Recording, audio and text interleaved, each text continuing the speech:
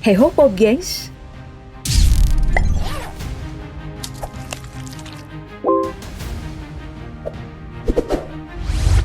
Perempuan ini sedang mempersiapkan senjata, menggunakan seragam satuan mereka, berlatih taktik perang, membahas isu keperempuanan, belajar teori politik, dan melatih fisik serta skill perang. Mereka adalah Satuan Pertahanan atau Perlindungan Perempuan YPJ, bagian dari Satuan Pertahanan atau Perlindungan Rakyat YPG, unit militer Rojava, wilayah otonom di sebelah barat Sungai Tigris, perbatasan Turki dan Suriah, yang dihuni orang-orang Kurdistan. Sebuah wilayah yang begitu mencolok di tengah pergaulan global, dan begitu menarik sebagai sebuah laboratorium uji coba model kemasyarakatan yang berbeda. Milisi perempuan ini salah satunya, satuan bersenjata yang tidak sepele, tapi berbeda dengan tentara pada umumnya. Mereka ini bersifat sukarela. Bahkan ada bagian yang diisi oleh sukarelawan dari luar Rojava dan bangsa Kurdi. Mereka adalah prajurit yang tumbuh bersama ide-ide demokrasi langsung, ekologis, dan pemberdayaan perempuan. Ide-ide yang menjadi landasan kemasyarakatan di Rojava. Mereka mulai dikenal dunia saat berhasil mengusir pasukan ISIS dari salah satu wilayahnya, Kobani. Perang Kobani selama 134 hari pada tahun 2014 adalah perang heroik perempuan-perempuan bersenjata ini. Mulai aktif sejak tahun 2013, berangkat dari alasan kuat bahwa perempuanlah yang paling rentan mendapatkan pelecehan di situasi perang. Maka mereka sekalian ikut mengangkat senjata. Apalagi di tengah konflik Timur Tengah yang terus berkecamuk. YPJ adalah satuan infanteri ringan berbendera warna hijau dengan logo bintang merah yang bertugas untuk mengacaukan atau memperlambat gerak maju musuh. Mengutamakan kecepatan dan kegesitan, mereka lebih sering mengutamakan taktik gerilya dan tabrak lari. Per Maret 2017, YPJ sudah beranggotakan 24.000 prajurit dan semuanya masih menekuni latihan militer dan pendidikan politik. Mereka juga aktif di kegiatan sosial masyarakat Rojava. Kehadiran mereka sebenarnya berakar dari pemikiran Abdullah Öcalan dan kombinasi dari ide ekologi politik cetusan Muray Bookchin. Ya, nantilah di DP Wiki mungkin aku akan mengajakmu berjalan-jalan ke Rojava untuk melihat mereka dari dekat secara singkat.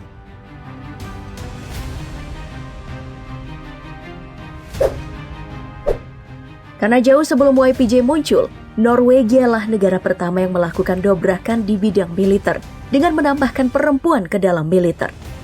Semua bermula di tahun 1980 ketika Norwegia menghadirkan undang-undang yang mengatur keikutsertaan perempuan dalam bidang militer. Tahun 2014 dibentuklah juga pasukan operasi khusus yang bertugas sebagai pasukan pemburu dan pengintai khusus, diberi nama Jägertroppen. Tahun 2016, Norwegia akhirnya menerapkan wajib militer untuk perempuan. Dan untuk masuk pasukan pemburu ini, pelamar harus memenuhi syarat, yakni bisa berlari kurang lebih 6 km dengan membawa perlengkapan militer seberat 27 kg dengan waktu kurang dari 52 menit. Calon pemburu akan menjalani serangkaian pemeriksaan fisik dan tes wajib. Setelah lulus, mereka akan memasuki tahap ujian mental dan fisik yang biasa disebut sebagai Minggu Neraka. Baru setelah itu, mereka menjalani program pelatihan selama 10 bulan di kamp tentara di Rena. Mereka ini adalah tentara perempuan pertama dan lahir setelah Norwegia menyadari bahwa di beberapa wilayah, tentara laki-laki dilarang berkomunikasi dengan perempuan, seperti Afghanistan.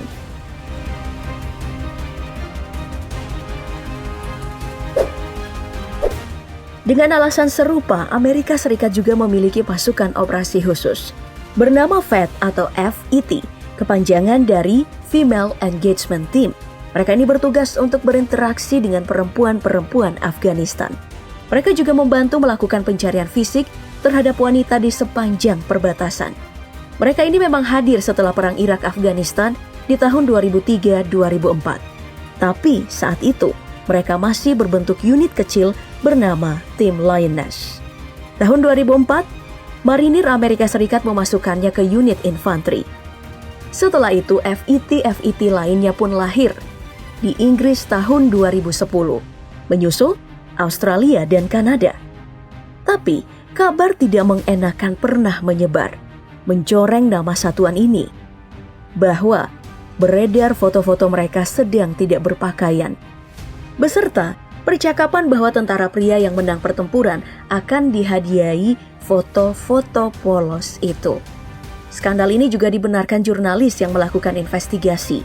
Marinir Amerika Serikat segera menjatuhkan sanksi dan menyatakan skandal ini menghasilkan krisis kepercayaan kepada para tentara.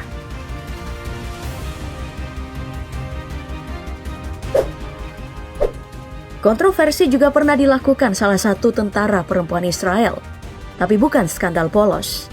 Natalia Fadif, salah satu tentara perempuan Israel, kerap mengunggah video di TikTok yang heboh ketika ia mengunggah video terkait perang Israel-Palestina.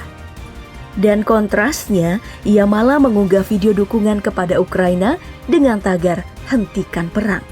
Nah, melalui Fadif inilah aku menelusuri satuan khusus perempuan di militer Israel, yakni Karakal Battalion, bagian dari pasukan pertahanan Israel atau Israel Defense Forces. Batalion serbu darat ini berisi 70% perempuan yang bertugas menjaga perbatasan, membawa senapan M4 Carbine atau M16. Mereka bertugas di bawah Komando Selatan IDF atau Israel Defense Forces, mencakup wilayah 250 km sepanjang perbatasan timur Israel dengan Yordania, sekitar 215 km di perbatasan barat dengan Mesir, dan sekitar 65 km di sepanjang perbatasan Gaza, Palestina. Hal ini tidak mengherankan karena Israel mewajibkan seluruh warga negaranya ikut dalam pelatihan militer, perempuan maupun laki-laki di usia 18 hingga 26 tahun. Tapi untuk etnis Yahudi saja, warga keturunan Arab dan Haredi tidak wajib. Jadi, tidak Karakal Batalion saja. Di beberapa satuan juga diisi oleh perempuan. Sedangkan untuk Fadif, ia adalah tentara aktif di lapangan, tapi juga bergabung di kelompok bernama Alpha Gun Angels, kelompok yang berisi 9 tentara IDF untuk melakukan pemasaran senjata buatan Israel di media sosial.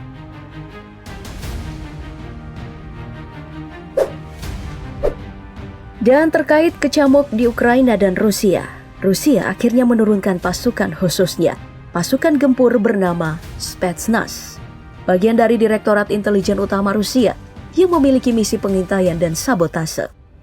Unit komando ini dibentuk di tahun 1949 saat Uni Soviet masih eksis.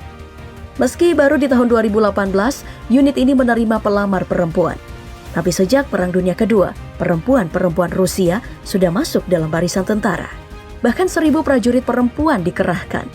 Yang terkenal adalah sniper jago bernama Lyudmila Pavlichenko, membunuh 309 pasukan Nazi. Dan pilot perang mayor Tamara Alexandrovna berhasil menembak jatuh 28 pesawat Nazi. Spetsnaz sendiri mendapatkan julukan Fatal Beauty, perpaduan antara sangarnya mereka di lapangan dan wajah cantik ala bangsa Slavia. Salah satu negara kuat di Asia, Cina, juga memiliki tentara perempuan yang gahar. Berlatih bersama dengan latihan fisik, tidak dipisahkan dengan tentara pria. Mereka juga turun ke lapangan di unit yang sama, seragam dan perlengkapan yang sama. Sniper-sniper ini bahkan menjadi sniper terhandal di Asia. Maka wajar saja beberapa konten kreator Cina melahirkan konten dengan tema pelatihan militer untuk tentara perempuan. Pertama, karena video latihan tentara nggak diakses umum. Kedua, ini adalah bagian dari kampanye militer mereka dengan cara yang segar mengikuti perkembangan zaman. Well, kerjaan memang tidak memilih jenis kelamin. Memaksa wajib untuk yang mau makan tapi nggak mampu order online terus. Dan latihan fisik wajib bagi yang mau terlibat dalam pertempuran langsung.